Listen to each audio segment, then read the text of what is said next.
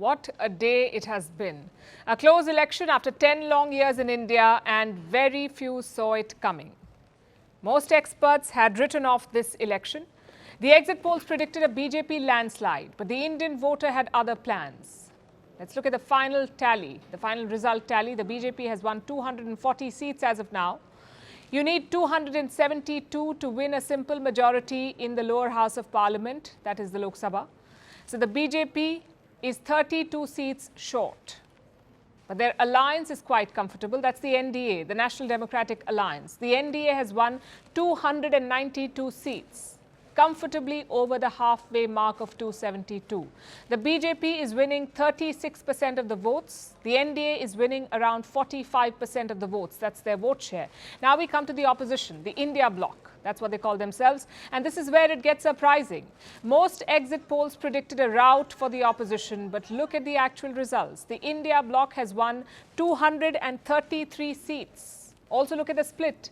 The Congress party has got 99 seats. The Samajwadi party won 37 seats. The Trinamool Congress won 29 seats. And the DMK 22 seats. It's a major turnaround for them. Some of these parties had been decimated in the 2019 election, so this was their comeback. Despite not getting a majority, their mood was celebratory. Take a look.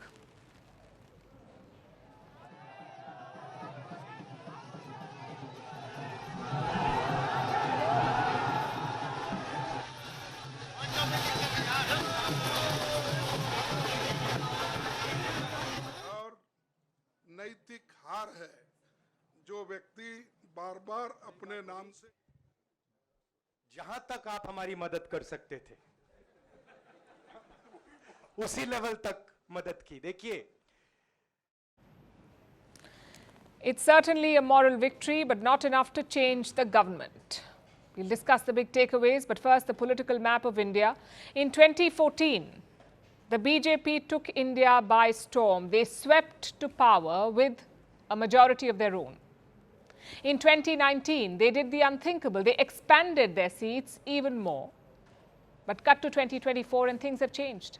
The BJP has lost ground in the Hindi heartland, and that's where the opposition has gained.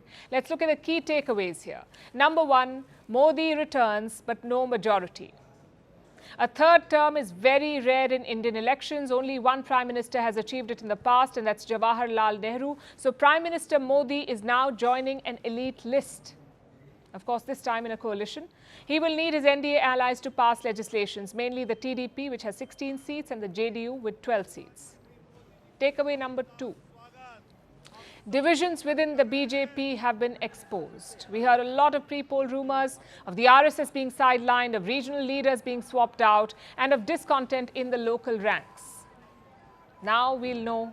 We don't know if any of this was true, but these numbers will fuel that conversation again. Just look at the turncoats. Leaders who defected from the opposition to the BJP, around 25% of BJP's candidates this time were turncoats. Did that affect the grassroots support?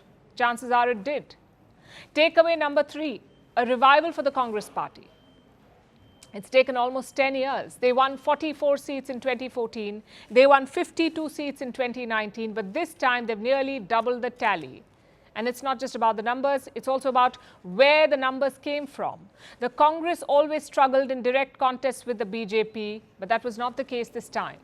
Case in point, Rajasthan. A straight contest between the Congress and BJP in the state of Rajasthan. The BJP won 14 seats, the Congress won 8. Another example is Telangana. 8 seats for the BJP, 8 seats for the Congress party. A third example is Karnataka. The BJP won 17 seats here, but the Congress held on for 9.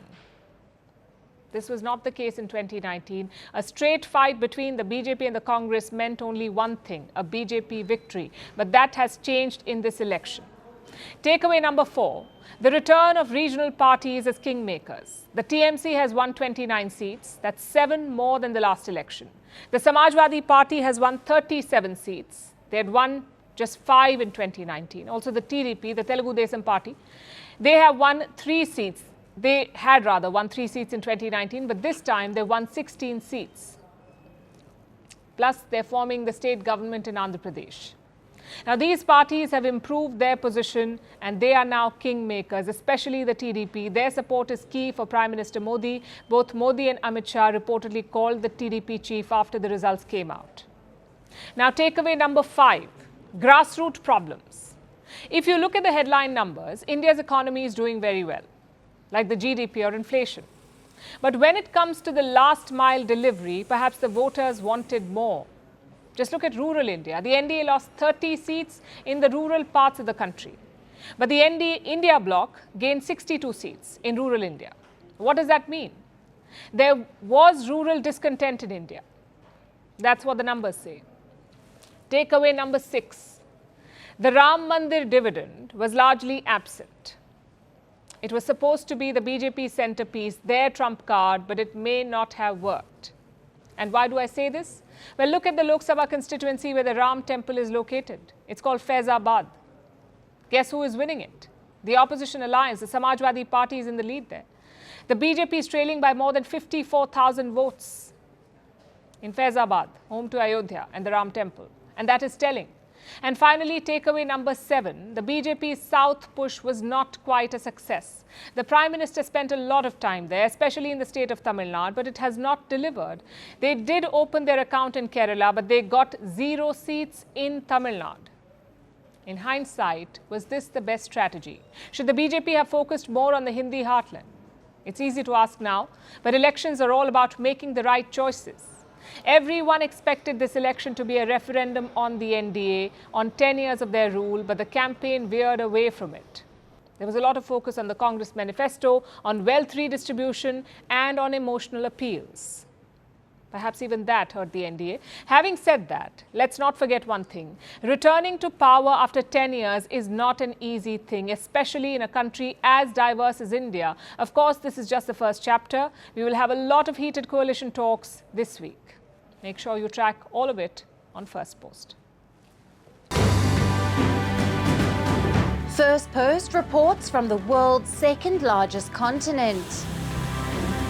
Hello, I'm Alison Lagrange. A very warm welcome from Durban, South Africa. We get you the news and the newsmakers from Africa.